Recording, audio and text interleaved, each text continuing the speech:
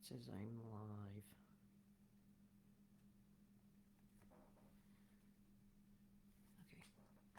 Okay.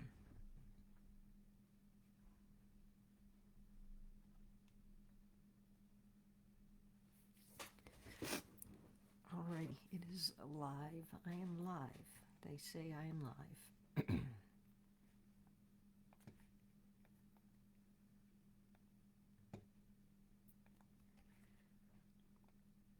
Alright, great.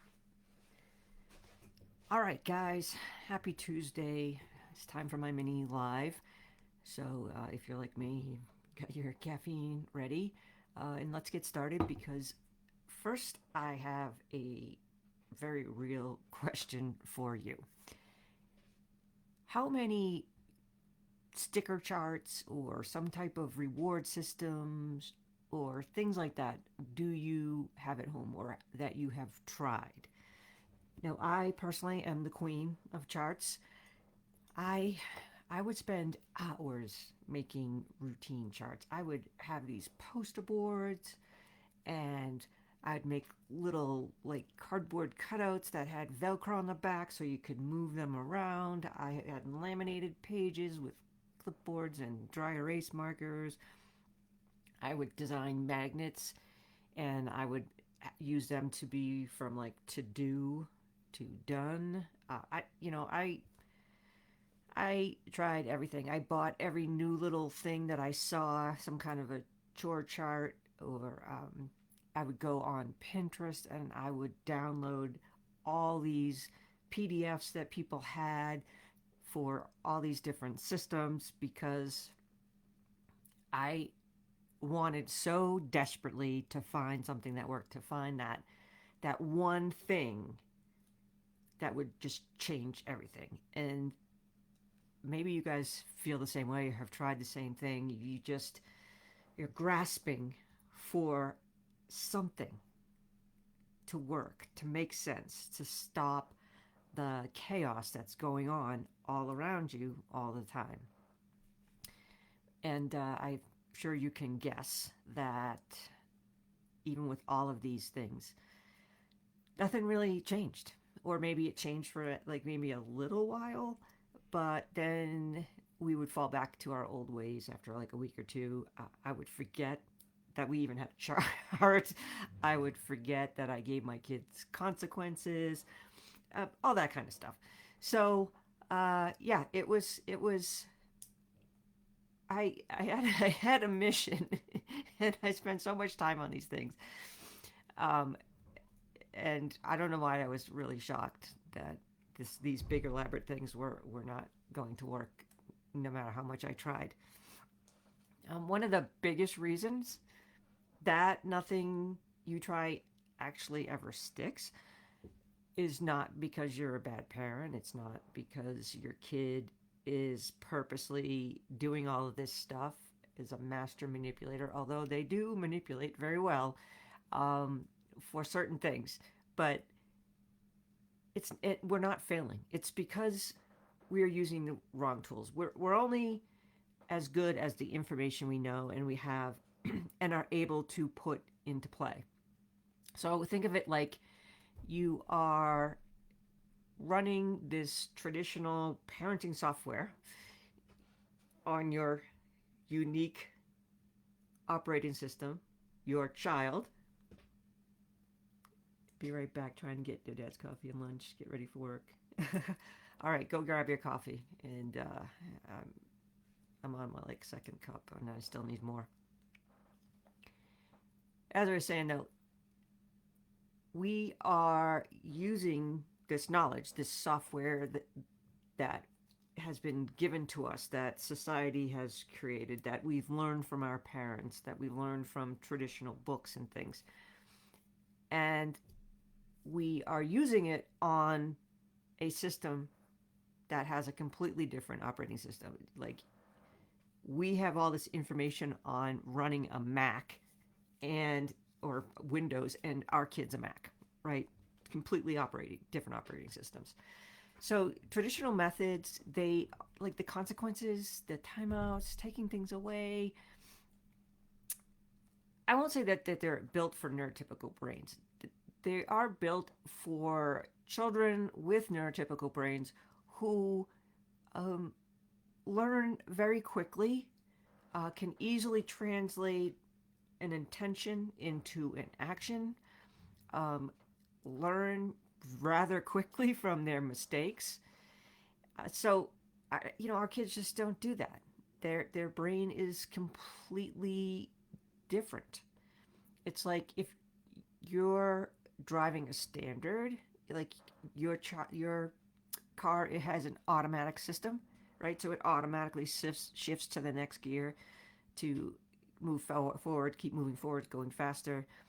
But with the ADHD brain, it's a completely different engine. It's like using all these traditional tools to work on ADHD, the ADHD behavior to help your kid. It's like you're driving a stick shift the same way you would drive an automatic.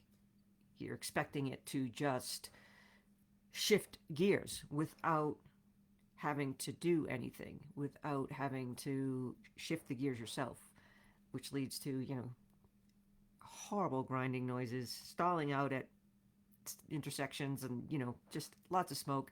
And if you've ever driven a stick, then you know what I'm talking about. Um, so we need to stop grinding our gears, stop chasing those things that everyone tells us that will work, right? It's kind of like we know it's out there. We know certain expectations about how to raise your kid and how you want them to grow up, and you kind of just when you become a parent, you just kind of like fall into this, and you start doing things, the way things are done to you, the way you see other parents parent, any of the books you've read. So that's one part of it. The second part is what I call the first try illusion.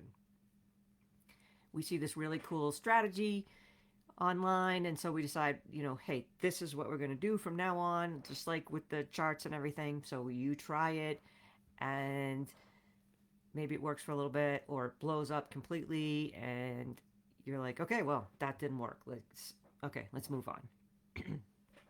And especially if you have an ADHD brain yourself, right? You want you want instant results.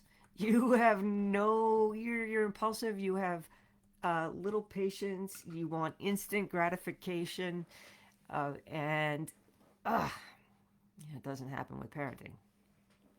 Very, very little times do you get instant gratification as a parent. So, excuse me. Here's the thing. When we introduce any kind of a new tool, new rule, new, system, anything to our kids whose nervous system is already stuck in that defense mode, it's constantly feeling like it's under threat. Your kid's brain is constantly scanning the room. It's like when you walk into a really dark parking garage at night, you are hyper aware. And that's how our kids' nervous system is. So even if you have ADHD, that's how your nervous system works. We are hyper aware of everything, and filtering that out is extremely difficult. So when you are constantly being bombarded with things, and now you're trying to introduce something new or learn something new, it can be very difficult to rise above all that noise to start to take in that new information. So your kid isn't going to be like, "Wow, thank you, mother, for this great structural routine that you have provided with me and all the shiny colors and everything. I shall now go clean my room with proper efficiency right now." Uh, That is not going to happen. No, no. They are going to resist it. They're going to test it. They might rip it up or throw it at you. Um, we're at the point where sometimes the novelty will be like, oh, okay, this sounds really cool. Let's try this or whatever, and then the novelty really wears off pretty quickly, and it no longer happens. Um, I'm still trying to figure out some systems to live life myself. So it's really difficult for an ADHD brain to have a system. We want a system, to stick to a system, but we hate systems. It's just like this giant uh, catch 22. So, how do we do this? Consistency with a neurodivergent kid doesn't mean that it's going to work perfectly the first time. It means that we have to stay steady enough to let the tool kind of find its footing. It's really about progress, not perfection, right? I've talked about that before. We have to understand that kids who have this neurodivergent brain, it's often like one step forward, two or five or 25 steps backwards. And that's when most parents usually throw up their hands in frustration because it's frustrating. But we have to take the time to look at what progress we have made, to be able to look at the things that didn't work, be able to adjust and tweak, and then take another step forward instead of throwing everything in the trash. Maybe just one small piece worked. Maybe if we just changed this little thing, it would make more sense. Which is why I definitely always tell parents that the kids have to be involved in anything that you are doing or setting up for them. Um, even even little kids can have a say in how things are gonna go or be given choices. Because, like, let's face it, you don't want people telling you what to do and how to do it. If you have your own system to do things, having someone come in and tell you that no, you've got to do it this way is just as frustrating for that person as it is to the person that's trying to get you to do something. So the whole point of this is not to have this perfect system, it's to make progress. It's to put something in place that makes sense for both you and your child so that they will use it, they will stick to it. And trust me, it's going to change multiple times. It's going to change with their age, and how much autonomy they have, how much independence they have, how much ability to be able to regulate themselves. I have a 21-year-old, and we're still working on a system that will help them manage their room when things get overwhelming. It seems like a simple thing if we clean up their whole room and we set up these systems, and then 2 days later it starts to look messy again, and you would think, just do this. Just, how hard is it to just go pick up this stuff and put it in the basket we set out? How difficult is it to take this piece of trash and throw it in the trash can rather than leaving it on your desk or on your bedside table? So we also have to understand too that we've got quite a few years on them of doing things, and also, like, hey, I didn't want to be an adult. I just had to. I had to figure it out. And so our kids will figure it out too. But it's so much easier when you have support, when you have someone to help you and guide you, someone to talk through things. If you are a Gen Xer like myself, we were basically just ignored and we had to figure things out on our own. And everybody thinks that's so cool, and we're all independent and we're tough and we can just ride everything out. And but it really we really have a lot of other issues. And so there's a backfire to that as well as to like just throwing your feet into the fire. Um, so we have to understand that when you have a neurodivergent brain, everything's wired differently. So our kids are going to need, twice as many tries before something sticks. They're going to need twice as many redirections to keep them on track, to keep them moving forward. Um, and I know it's frustrating, it's exhausting, but it's necessary. And as a parent with ADHD, I can tell you that it's exhausting and frustrating to have to do it for myself. To have to constantly be redirecting myself, trying to pull myself away from things, trying to make things stick for myself. So, think of it, of how hard it might be for you if you have ADHD, and then think about it as a child and not knowing as much, not knowing been in the world that long, how frustrating and exhausting and defeating it can be as a kid. So, looking at it from that point of view, um, that's kind of where some things started to click for me, is looking at it through my kids' eyes and wondering, wait a minute, I just found out that I had it, and all these struggles that I've had in the past were probably due a lot to the ADHD. And man, if someone had been there to support me and help me figure things out, like how much time could I have not wasted just wandering around trying to figure stuff out? So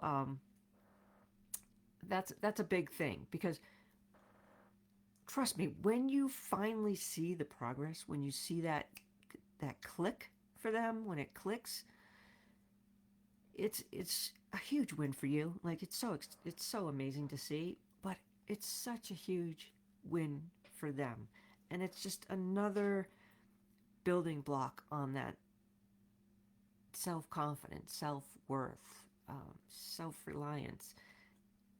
Every little win, even if it takes way longer than you hoped it would, is another brick that is helping them build to be an independent adult, to be a person that can um, go out there and be a part of society and live and be remotely happy, at least a good portion of the time, right? We're never happy all the time, but that's what we kind of wish for our kids, that they're going to go out there and they're going to be happy with who they are and what they're doing, and be able to handle life when things go sideways, because it does, right? So that's our ultimate goal as a parent. Parenting an ADHD kid is a marathon. It is not a sprint.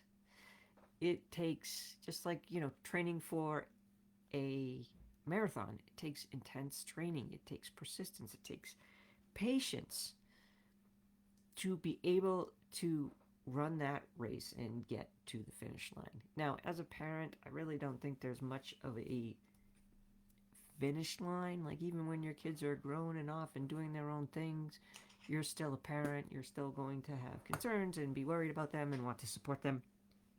But for the most part, the finish line is having your kid become an adult, and be out there living life, and you get to just watch them grow and just do amazing things. So,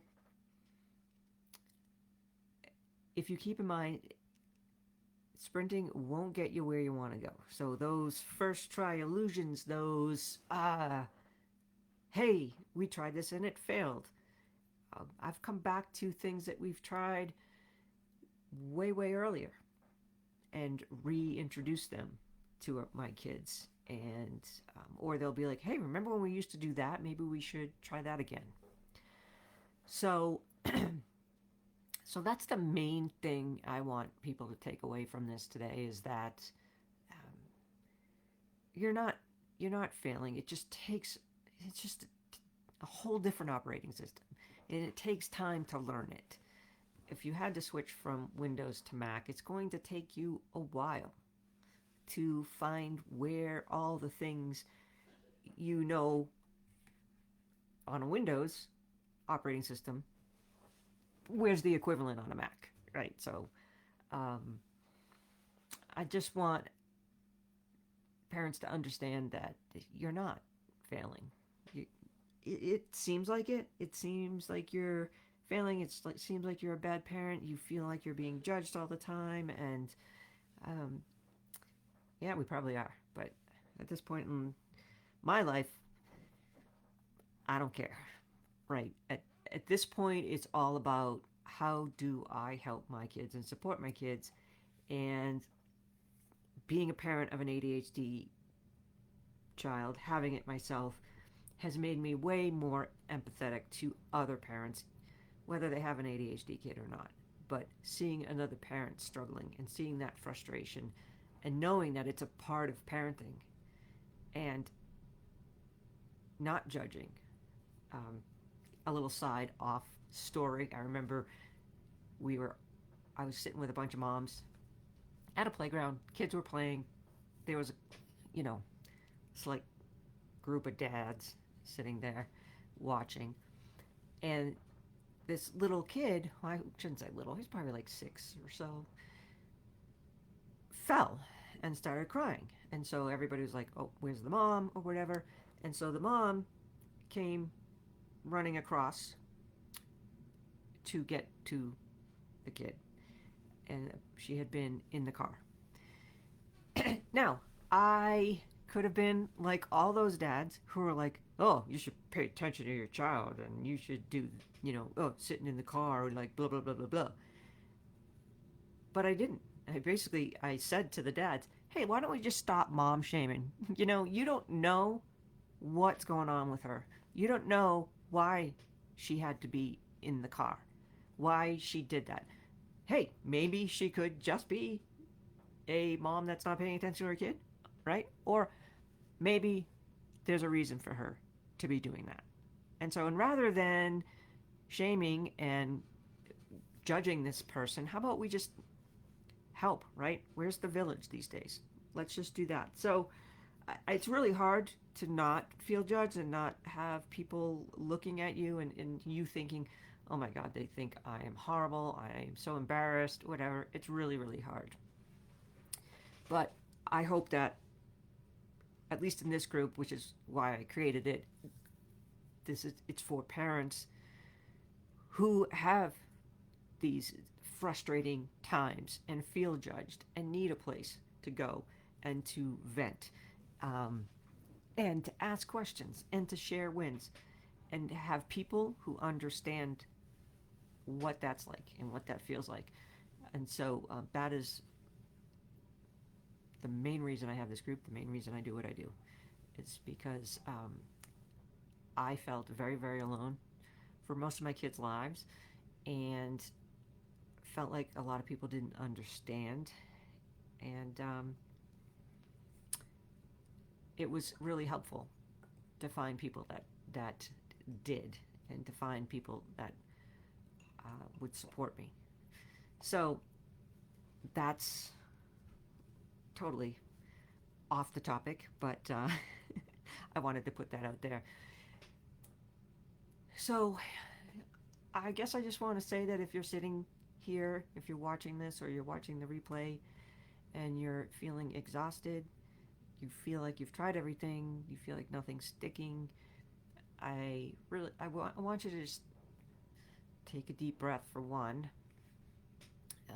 Taking a deep breath, I know, is told all the time, but it seems to be overrated, but it really does help. And to stop trying to find the perfect system, the perfect consequence, the perfect sticker chart, those kind of things. The most powerful tool that you have in your parenting toolbox isn't a better argument, it isn't a louder voice, it isn't a strict routine. It is your calm nervous system. It's called co-regulation. I've talked about it before, and it's really the foundation of everything. And I know it's hard. I struggle most days to stay calm at times, especially if you have ADHD and you are impulsive. It can be very difficult. It can be hard to know what to do or to say in that difficult moment, but that is okay because we're just human and we are going to make mistakes. It's really what you do after that that makes a difference. That determines the amount of progress you're going to make.